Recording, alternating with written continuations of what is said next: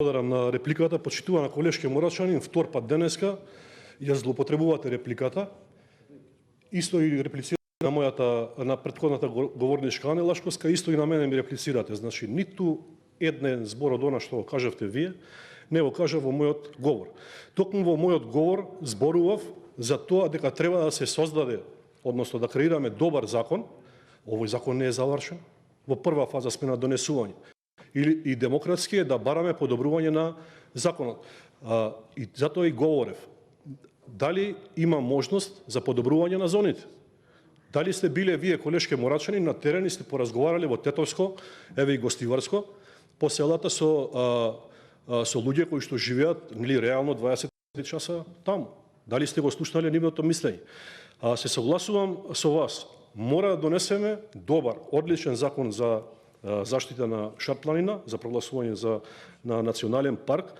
Меѓутоа, треба тоа да биде добар, коректен закон во кој ќе бидат инкорпорирани сите наши мислења. Кога говориме за социјалниот аспект, ние сме социјална држава согласно Уставот. Така да сметам дека не 30 луѓе, туку 60 луѓе од македонски шуми им се закануваат да останат без работа. И добро е да го отвориме од сега ова прашање за да може државата на време да даде предлог што ќе се прави со тие луѓе.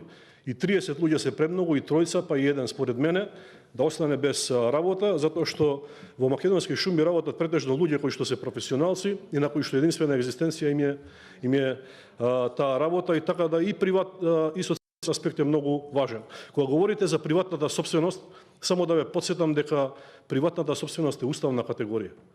Приватната сопственост е уставна категорија која што е високо заштитена, така да не можеме така бегло ние да поминуваме преку тие работи и треба од тука, од оваа агенца, низ оваа расправа, затоа и повикавме да се вклучат што е можно поголем број и на невладини организации, но и на луѓе кои што живеат и кои што имаат конкретни предлози, да ги достават истите предлози до нас, за да можеме да креираме едно добро издржано законско решение.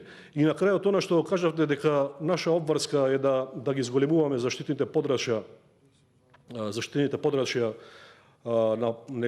на патот кон Европската унија, би рекол дека не е точно, затоа што има многу примери во многу развиени европски држави кои што имаат помали заштитени подрачја, но кои што подобро, односно одлично ги уредуваат истите.